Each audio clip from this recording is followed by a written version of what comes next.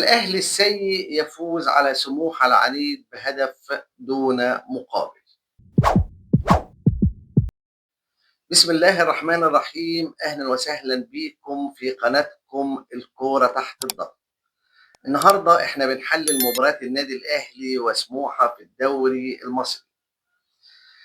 قبل ما نحلل المباراة لازم تعرفوا موقف الفرقتين عشان نعرفوا أهداف ودوافع كل فريق، وكل فريق عاوز من الماتش ده إيه.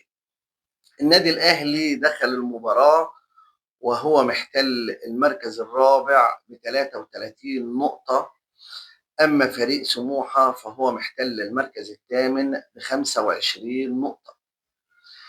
يبقى النادي الأهلي عنده دافع اللي هو النهارده يفوز على سموحة ويبقى عنده 36 نقطة عشان يحتل المركز الأول بصفة مؤقتة لغاية الزمالك وسيراميكا وبيراميدز ما يلعبوا مبارياتهم.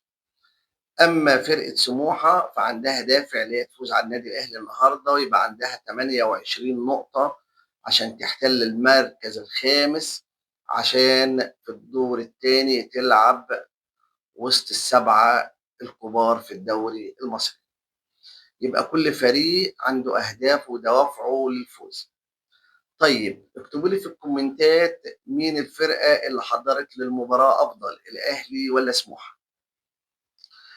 أنا من وجهة نظري اللي سموحة حضّرت للمباراة تكتيكيًا ونفسيًا وأداء ومهارة أفضل من النادي الأهلي.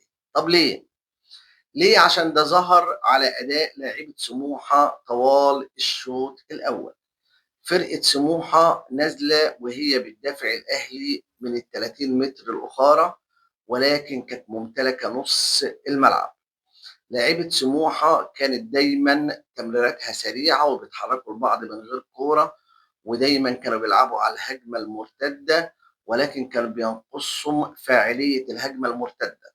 كانوا يكملوا هجمتهم المرتدة وكانوا هيبقوا أدائهم أفضل من كده بكتير طوال الشوط الأول. عكس فرقة الأهلي اللي كانت بطيئة جدًا، بطيئة في تمريراتها، بطيئة في استحواذها للكورة، بطيئة في تحركاتها من غير كورة.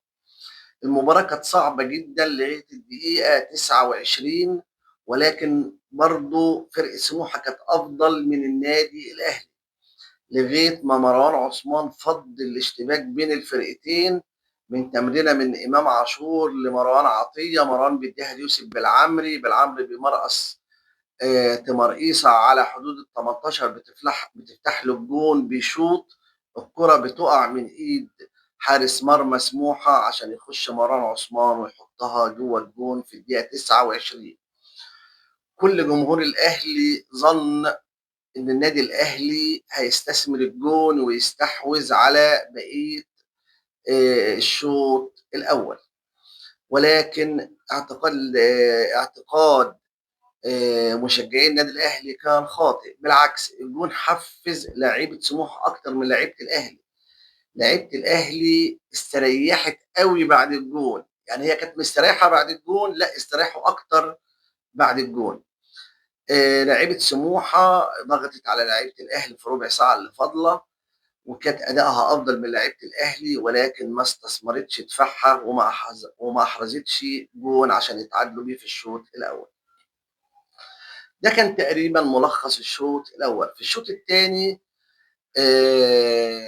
اعتقدنا برضو جمهور الاهلي الاداء الاهلي هيتطور عشان يعزز هدفه بهدف تاني ويستريح بقيه الشوط الثاني، ولكن برضو كان اعتقاد خاطئ. بالعكس، سموحه نزل المباراه وهو ضاغط على النادي الاهلي.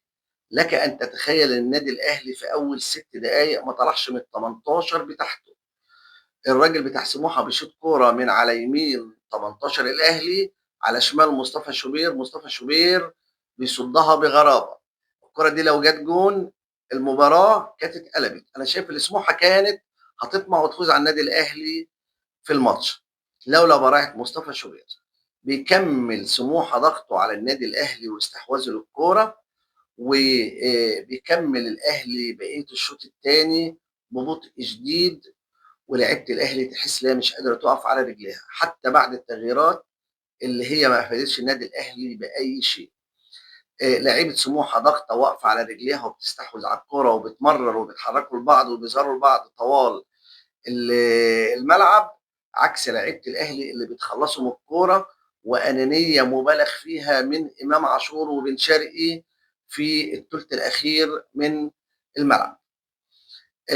ربنا سترها مع النادي الاهلي طبعا وفاز بالمباراه عشان يحتل المركز الاول ب 36 نقطه في انتظار نتائج الزمالك وسيراميكا وبيراميدز.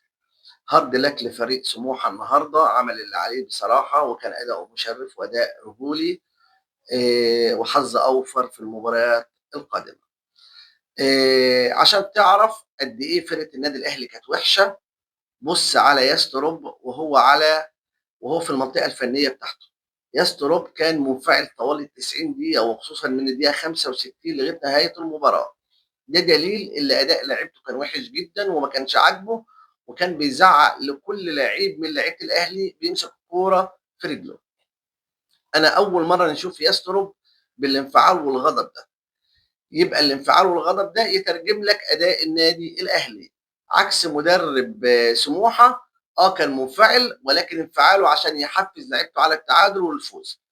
اداء لعيب سموحه كان جميل جدا، ولكن كان ينقصه انه يترجم الاداء لاحراز اهداف. هارد لك والف مبروك للنادي الاهلي انه احتل المركز الاول، زي ما عودناكم في اخر كل حلقه اللي احنا بنحلل اداء لاعيبه الاهلي. مصطفى شوبير 7، محمد هاني 4، يوسف بالعمري 5، بيكام 7، مان اوف ذا ماتش من وجهه نظري، مروان عطيه 6، اليو ديانج 6، بن رمضان 5، بن شرقي 3، مروان عثمان 6، امام عاشور 3 ما حضرش الماتش النهارده، هادي رياض 4، طاهر محمد طاهر 2، حسين الشحات 1، كاموتش 0 وكفايه عليه بقى كده احنا تعبنا، كوكا 1، يسترب مدرب الاهلي 4. شكرا لكم والى اللقاء، دمتم في رعايه الله. لايك وشير وسبسكرايب عشان يوصلكم كل جديد.